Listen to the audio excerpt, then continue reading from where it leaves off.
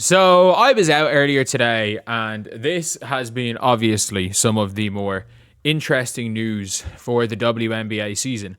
And it is that the WNBA players have, WNBPA, have basically authorized a strike. What does this mean? Nothing really. This is just a game of chicken right now. This isn't the WNBA PA saying they're going to strike, because let's be real. Let's be completely real. The WNBPA doesn't necessarily need this to strike. Like, if they're out here, they don't need they need to inform the league that they could strike before they strike. So this basically just means that at some stage they may strike. Do I think that we're going to see them strike? No. I still think the season happens, but it's getting less likely right now. And I'm going to talk about it a little bit later that if the WNBA does strike, 90% of the league are never going to make the money again.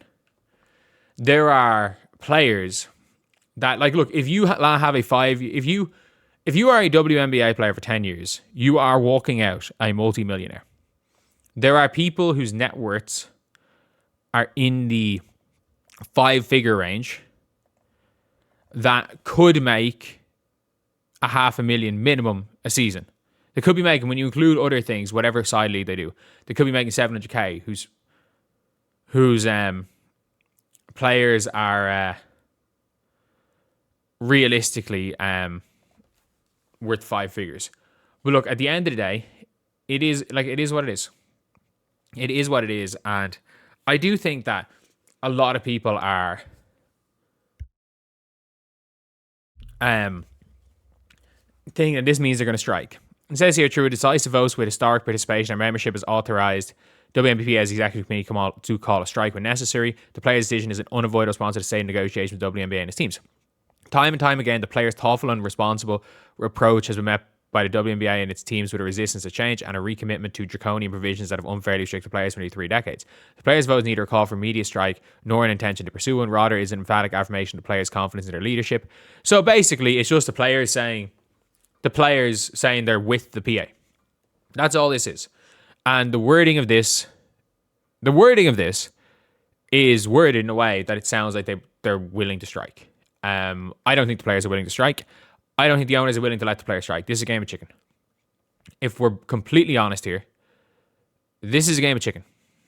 And I do think in general that when it's all said and done, this game of chicken will be won by... it just depends on who wins the game of chicken, because this lockout, if the players go on strike or if the owners lock out the players, the WNBA will not exist. It won't exist. Like, this league is done. And not only is it done, Unrivaled is going to start bleeding money very soon because no one's watching it. Project B is going to bleed money from the get-go. That's not going to ever make money.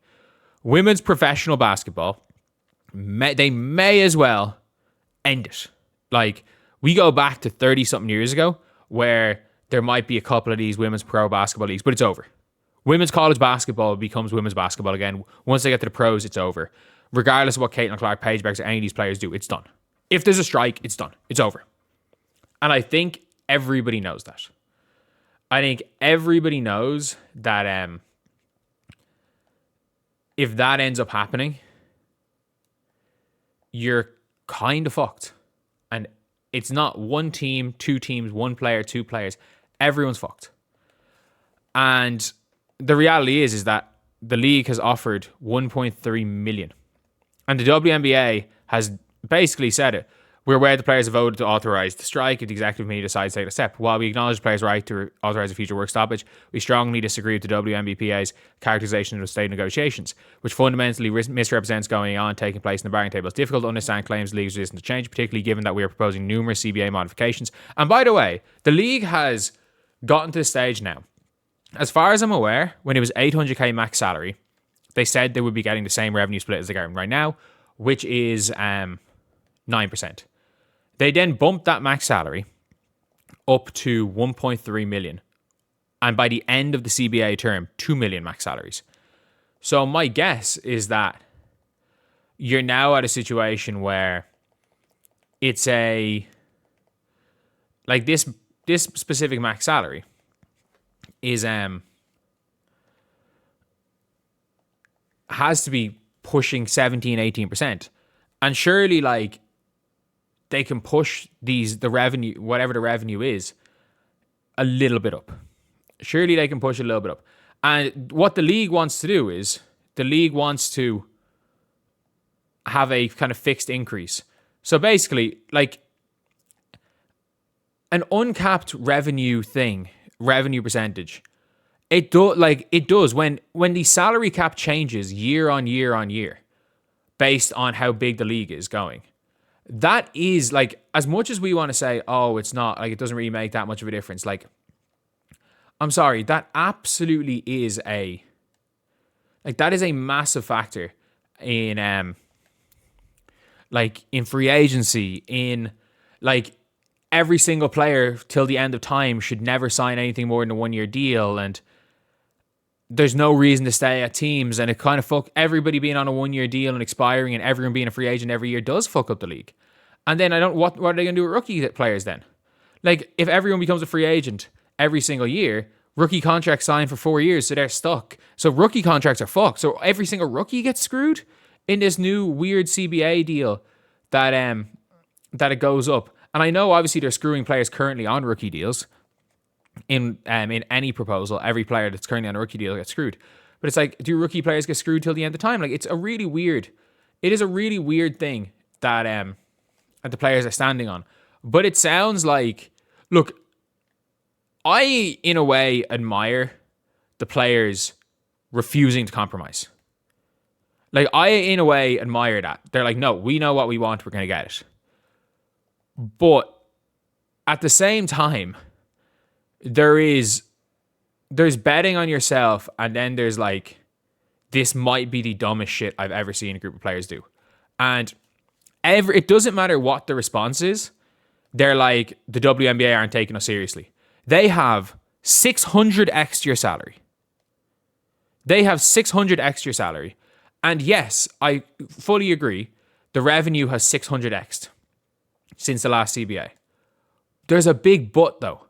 There's a big but in that scenario. The revenue has probably 600x'd. The problem is that the revenue 600x'd, but teams only receive 42% of said revenue. Only 42% of the revenue goes to the teams. And operating costs are through the fucking roof to run a WNBA team. The revenue percentage the players want guarantees that the WNBA owners will never make the operating costs back. It guarantees you that they will never make the operating costs back. And that is where the issue is that when you are in ownership and you're guaranteed to not be able to make the operating costs back, it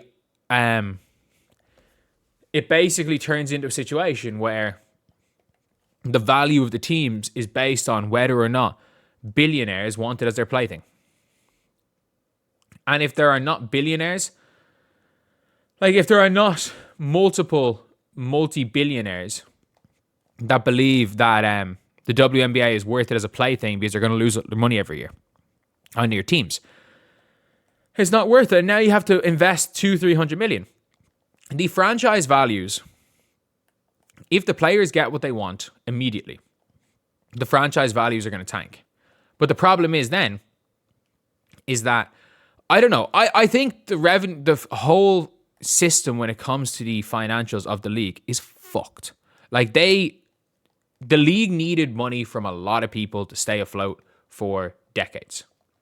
And because of that money, or like the need for that money, they made a lot of deals. And just like any company, by the way, just like companies, if their owners can't fund it all themselves, they need outside investment. And then let's just say they own 5%, they end up selling 49% of their company. And they keep 51%. So they keep a controlling stake in the company.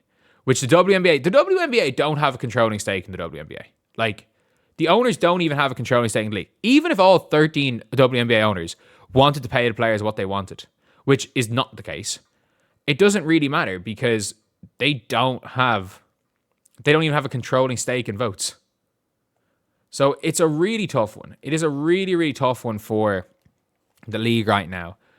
It's a tough one to see what they're going to try to do. And obviously the players saying that they're going to strike is like a death sentence. It's a death sentence for the league.